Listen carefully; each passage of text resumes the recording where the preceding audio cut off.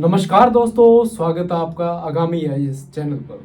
दोस्तों 7 अक्टूबर को हमास के लड़ाकों ने इजराइल के खिलाफ ऑपरेशन तूफान अल अक्सा के तहत एक बहुत ही बड़ा हमला कर दिया था और वहीं जवाबी कार्रवाई में इजराइल ने हमास के खिलाफ युद्ध की घोषणा कर दी थी, जो आज भी निरंतर जारी है।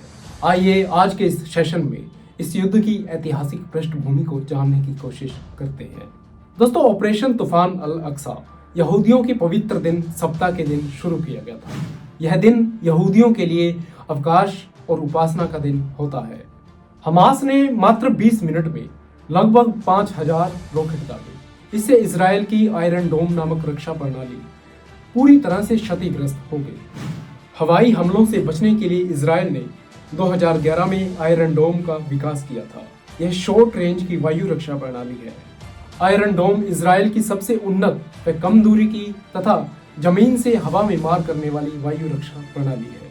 इस रक्षा प्रणाली में एक डिटेक्शन ट्रैकिंग रडार, एक युद्ध प्रबंधन हथियार नियंत्रण प्रणाली, तामीर इंटरसेप्टर जैसी मिसाइलें मौजूद हैं।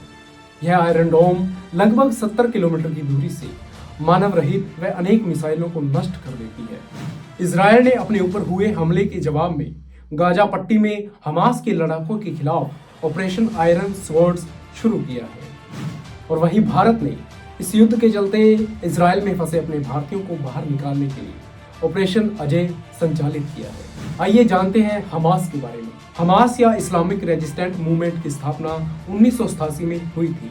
यह गाजा, वेस्ट बैंक और पूर्वी यरूशलेम पर इजराइल के कब्जे का विरोध करने के लिए अपने पहले इंतिफादा परिणाम के स्वरूप शुरू हुआ था। 2005 में इजराइल सैन्य व असैन्य दोनों स्तरों पर गाजा से बाहर निकल गया था। इजराइल के हटने के तुरंत बाद हमास ने गाजा में वास्तविक प्रतिनिधि का रूप धारण कर लिया।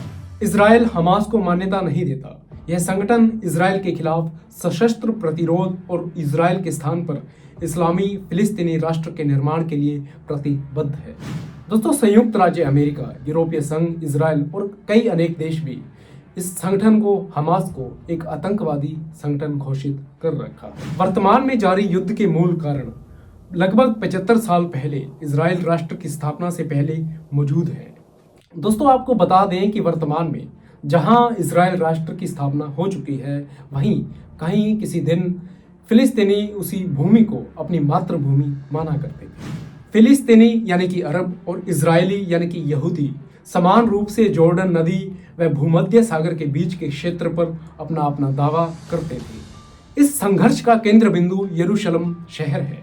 यरूशलेम शहर 3 प्रमुख इब्राहिम धर्मों यहूदी, इस्लाम और ईसाई के लिए अत्यधिक प्रसिद्ध है और इस यरूशलेम शहर में 3 ऐसे प्रमुख विवादित स्थल हैं जो आज भी विवाद का कारण बने हुए हैं। अल अक्सा मस्जिद, यह इस्लाम धर्म में तीसरा सबसे बड़ा पवित्र स्थल माना जाता है। यह वह स्थान है जहां से पैगंबर मोहम्मद जन्नत गए थे। पश्चिमी दीवार, यह सबसे पवित्र यहूदी स्थल है। यह उस पवित्र परिसर के निकट है जहां यहूदी टेंपल माउंट है। चर्च ऑफ द होली सेप्टेकर, यह चर्च ईसाई धार्मिक मान्यताओं का केंद्र है। कई ईसाइयों का मानना है कि यह चर्च उस स्थान को इंगित करता है जहां यीशु को क्रूस पर चढ़ाया गया था, दफनाया गया था और वे वहीं पुनर्जीवित हुए थे। तो दोस्तों इजराइल और फिलिस्तीन के संघर्षों का मुख्य कारण जानने के लिए हमें इसके इतिहास को देखना होगा। ऑटोमन या उस्मानिया साम्राज्य का काल। ऑटोमन साम्राज्य के शासनकाल के दौरान इस क्षेत्र में अरब आबादी बहुसंख्यक और यहूदी आबादी अल्पसंख्यक थी। ऑटोमन साम्राज्य के दौरान फिलिस्तीन में अल्पसंख्यक यहूदी समुदायों और बहुसंख्यक अरब समुदायों के बीच शुरुआती झड़पें हुई थी। प्रथम विश्व युद्ध के बाद ऑटोमन साम्राज्य के पतन के कारण संघर्ष और तेज हो गया। इसके लिए 1916 का साइक्स पिकोट समझौता तथा 1917 का बाल्फोर घोषणा पत्र दोनों उत्तरदायी थे। साइक्स पिकोट समझौता के तहत फिलिस्तीन ब्रिटेन का मैंडेट यानी कि ब्रिटिश नियंत्रण वाला एक क्षेत्र बन गया था। इस समझौते के बाद जॉर्डन नदी के दोनों किनारों पर स्थित फिलिस्तीनी क्षेत्र पर ब्रिटेन का नियंत्रण हो गया था। बाल्फोर घोषणा पत्र 1917, ब्रिटेन ने इस घोषणा पत्र के जरिए अपने फिलिस्तीनी मैंडेट वाले भू क्षेत्र में यहूदी आबादी के लिए एक अलग यहूदी राष्ट्र स्थापित करने का वादा किया। द्वितीय विश्व युद्ध और उसके बाद अगले कुछ दशकों में यहूदी नरसंहार, राष्ट्रवाद, जायोनी आंदोलन के कारणों से विभिन्न महाद्वीपों से अधिक संख्या में यहूदी इसी जगह पर इजराइल में आने लगे। इससे चलते इस क्षेत्र में जनसंख्या के मामले में बहुत बड़ा बदलाव आया और दोनों ही गुटों में संघर्ष और तेज हो गया। संयुक्त राष्ट्र ने इजराइल और फिलिस्तीन नाम से दो अलग अलग देशों की योजना बनाई। इसके अलावा संयुक्त राष्ट्र की इस योजना में यरूशलेम को अंतर्राष्ट्रीय स्तर पर संचालित एक अलग इकाई बनाने का खाका पेश किया गया था। हालांकि इस योजना को अरब जगत ने अस्वीकार कर दिया था और संघर्ष और उत्तेजित हो उठा। मई 1948 में ब्रिटेन ने फिलिस्तीन पर अपने मैंडेट या नियंत्रण को समाप्त कर दिया और इसके बाद इजराइल ने अपनी स्वतंत्रता की घोषणा कर दी। इसके चलते अरब जगत के 5 देशों ने इजराइल पर तत्काल हमला कर दिया। तो अंत में क्या होना था इनके चलते विनाशकारी परिणाम। युद्ध में इजराइल की जीत और क्षेत्रीय विस्तार के कारण लाखों फिलिस्तीनी शरणार्थी बनकर के रह गए थे। साथ ही एक राष्ट्र के रूप में फिलिस्तीन की स्थापना न होने के चलते अरब इजराइल संघर्ष के लिए एक मंच तैयार हो गया था। दोस्तों, हमास ही की तरह के फिलिस्तीन में और भी कई तरह के संगठन है, जैसे फतह। यह एक धर्मनिरपेक्ष राष्ट्रवादी संगठन है। इसका गठन 1948 में इजरायली अरब युद्ध के बाद 1950 के दशक के अंत में कुवैत में किया गया था। इस संगठन के प्रमुख संस्थापक यासीर अराफात थे। इसका उद्देश्य इजराइल के खिलाफ सशस्त्र संघर्ष के जरिए फिलिस्तीन को मुक्त कराना था। फिलिस्तीन मुक्ति संगठन 1964 में मिस्र के काहिरा राजधानी में अरब लीग सम्मेलन में इस फिलिस्तीन मुक्ति संगठन की योजना बनाई गई थी। इस संगठन का एकमात्र लक्ष्य था कि सशस्त्र विद्रोह के जरिए फिलिस्तीन को मुक्त कराना। फिलिस्तीन मुक्ति संगठन को अरब लीग और संयुक्त राष्ट्र महासभा ने आधिकारिक तौर पर फिलिस्तीनी लोगों के एकमात्र वैध प्रतिनिधि के रूप में मान्यता दी है। यासीर अराफात के नेतृत्व में और 1967 के अरब इजराइल युद्ध के बाद फतह फिलिस्तीन मुक्ति संगठन के एक मुख्य दल के रूप में बनकर उभरा है। 1990 के दशक की शुरुआत में फतह के नेतृत्व वाले फिलिस्तीन मुक्ति संगठन ने आधिकारिक तौर पर यह घोषणा कर दी थी कि वे अपने सशस्त्र प्रतिरोध को त्याग देंगे, साथ ही वार्ता के माध्यम से 2 स्टेट समाधान को लागू करने का प्रयास भी करेंगे। इन्हीं घटनाओं के चलते हमास का उदय हुआ। राष्ट्रीय फिलिस्तीनी अथॉरिटी ओस्लो समझौते के तहत जुलाई 1994 में फिलिस्तीनी अथॉरिटी की स्थापना की गई। इसे गाजा और वेस्ट बैंक के कुछ हिस्सों पर सीमित सुशासन के लिए एक अंतरिम निकाय के रूप में गठित किया गया था। इसे तब तक कार्य करना था जब तक इजराइल फिलिस्तीन संघर्ष का आपसी सहमति से पूर्ण समाधान नहीं हो जाता। ओस्लो समझौता फिलिस्तीनी मुक्ति संगठन और इजराइल सरकार के बीच हुआ था। इस समझौते का एक मुख्य लक्ष्य था कि 2 स्टेट समाधान को अमल में ला करके दशकों पूर्व संघर्ष को कैसे न कैसे सुलझाया जाए। फिलिस्तीनी अथॉरिटी फिलिस्तीनी मुक्ति संगठन की एक एजेंसी के रूप में कार्य करती है। उल्लेखनीय है कि फिलिस्तीनी मुक्ति संगठन अंतर्राष्ट्रीय निकायों में फिलिस्तीनियों का प्रतिनिधित्व करती है। इसका नेतृत्व प्रत्यक्ष तौर पर निर्वाचित प्रेसिडेंट के द्वारा किया जाता है, जो एक प्रधानमंत्री और सरकार की नियुक्ति करता है। प्रधानमंत्री और सरकार को निर्वाचित विधान परिषद का समर्थन प्राप्त होता है। वर्तमान में फिलिस्तीनी अथॉरिटी वेस्ट बैंक के कुछ हिस्सों को नियंत्रित करती है और इसके प्रमुख है महमूद अब्बास। महमूद अब्बास फिलिस्तीनी मुक्ति संगठन और फतह के प्रमुख के रूप में कार्य कर रहे हैं। तो दोस्तों, देखते हैं कि हालिया युद्ध के बीच क्या क्या संभावित प्रभाव देखने को मिल सकते हैं। अब्राहम समझौते पर हस्ताक्षर होने के साथ ही कई अरब देश तेजी से इजराइल के साथ संबंधों को सामान्य बनाने की दिशा में आगे बढ़ रहे थे। ऐसा देखा गया कि अरब इजराइल संबंधों में सुधार होने के कारण फिलिस्तीन का मुद्दा गौण हो जाएगा।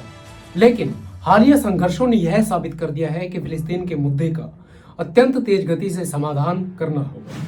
मौजूदा संघर्ष अनजाने में हमास की स्थिति को मजबूत कर सकता है और वेस्ट बैंक में फिलिस्तीन अथॉरिटी की स्थिति को कमजोर कर सकता है। इससे इजराइल और फिलिस्तीन के बीच शांति वार्ता पर नकारात्मक प्रभाव पड़ेगा।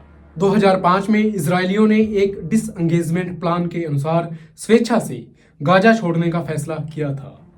हालांकि अब इजरायली प्रधानमंत्री ने कहा है कि गाजा में इजरायल की भूमिका अनिश्चित काल तक समग्र सुरक्षा प्रदाता के रूप में बनी रहेगी। सऊदी अरब ने भी इजरायल के साथ संबंधों को सामान्य बनाने पर होने वाली वार्ता को संभवतः निलंबित कर दिया है। बहरीन ने भी इजरायल से अपने राजदूत को वापस बुला लिया था, जबकि बोल्विया ने आधिकारिक तौर पर इजरायल के साथ अपने राजनयिक संबंधों को समाप्त कर दिया है। इससे मिस्र, जॉर्डन और अरब देशों के साथ इजरायल के संबंधों में तनाव बढ़ गया है। यह युद्ध को जल्द से जल्द समाप्त करने तथा बंधकों एवं युद्ध बंदियों की रिहाई की संभावनाओं को प्रभावित भी कर सकता है। मौजूदा संघर्ष वैश्विक और क्षेत्रीय अर्थव्यवस्था को भी प्रभावित करेगा। वैश्विक अर्थव्यवस्था पहले ही रूस युद्ध और महामारी से प्रेरित मुद्रास्फीति से जूझ रही है। यदि इजरायल और हमास युद्ध लंबे समय तक चलता है तो इसका असर तेल पर भी पड़ सकता है। इससे कमोडिटी बाजार में बाधाएं उत्पन्न होगी, और ऐसा इसलिए क्योंकि वैश्विक स्तर पर तेल उत्पादन में ओपेक देश की लगभग 32% हिस्सेदारी है। युद्ध का असर स्वेज नहर से होने वाले व्यापार पर भी पड़ सकता है। स्वेज नहर एशिया और यूरोप के बीच एक प्रमुख समुद्री मार्ग है। मूल्य के हिसाब से इस नहर के जरिए वैश्विक व्यापार का लगभग 12% भाग पूरा करता है। इस संघर्ष के पूरे मध्य पूर्व में फैलने से होर्मुज जल डमरू मध्य के जरिए होने वाला व्यापार खतरे में पड़ सकता है। वैश्विक तेल व्यापार का लगभग 20% भाग होर्मुज जल डमरू मध्य के जरिए पूरा होता है। इसी संघर्ष में ईरान के शामिल होने से लगभग मध्य एशिया का व्यापार बाधित हो सकता है। मध्य एशिया कृषि उत्पादों, कच्चे माल और खनिजों का एक प्रमुख उत्पादक है। गाजा के ठीक उत्तर में अवस्थित इजरायल का यशदोद बंदरगाह पोटाश उर्वरक के निर्यात का एक प्रमुख केंद्र है। वैश्विक पोटाश आपूर्ति का लगभग 3% इसी बंदरगाह से पूरा होता है।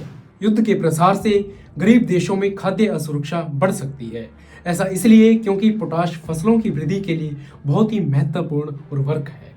युद्ध के परिणाम स्वरूप कथित तौर पर मानव जीवन के समक्ष खतरा पैदा हो गया है। युद्ध में गाजा में पानी, बिजली, ईंधन, भोजन और चिकित्सा आपूर्ति प्रभावित हुई है। साथ ही बड़ी संख्या में मानवीय क्षति भी हुई है। और इसी इजरायल हमास के युद्ध के चलते भारत से इजरायल को किया जाने वाला निर्यात प्रभावित हो सकता है, विशेषकर तब जब इजरायली बंदरगाहों पर परिचालक बाधित हो जाएगा। जिन क्षेत्रों में सबसे ज्यादा नकारात्मक प्रभाव पड़ेगा उनमें petrochemical, oil marketing, paints, packaging, कपड़ा, रसायन जैसे अनेक क्षेत्र शामिल है। इजरायल और अरब देशों के बीच संबंधों को सामान्य होने से भारत को अपनी वैश्विक एवं आर्थिक स्थिति को मजबूत करने का अनूठा अवसर प्राप्त हो सकता है। इस कारण से भारत इस क्षेत्र में किसी भी तरह से संघर्ष का प्रबल विरोध करता आया है। युद्ध ने India middle east Europe corridor को पूरी तरह से प्रभावित किया है। इंडिया मिडल ईस्ट कॉरिडोर की घोषणा हाल ही में भारत, सऊदी अरब, अमेरिका और संयुक्त अरब अमीरात ने की थी।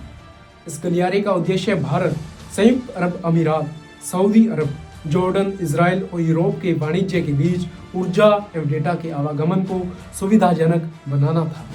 पश्चिमी एशिया के साथ भारत के सामरिक हित जुड़े हैं। भारत की ऊर्जा सुरक्षा हेतु यह क्षेत्र महत्वपूर्ण है। इसके अतिरिक्त प्रवासी भारतीयों की उपस्थिति, व्यापार, निवेश आदि को देखते हुए भी यह क्षेत्र अति महत्वपूर्ण है।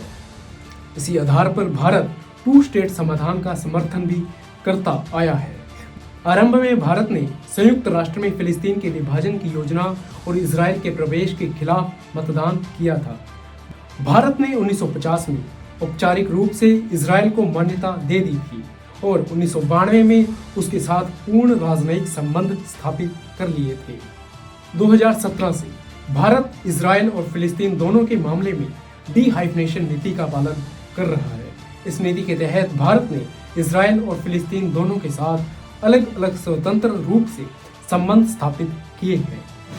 तो दोस्तों, इजरायल और हमास के बीच मध्यस्थता युद्ध के मूल कारणों का तो समाधान नहीं कर सकती, लेकिन फिलिस्तीनी शरणार्थियों और यरूशलेम की स्थिति जैसे मुद्दे का समाधान करना भी नित्यंत आवश्यक है।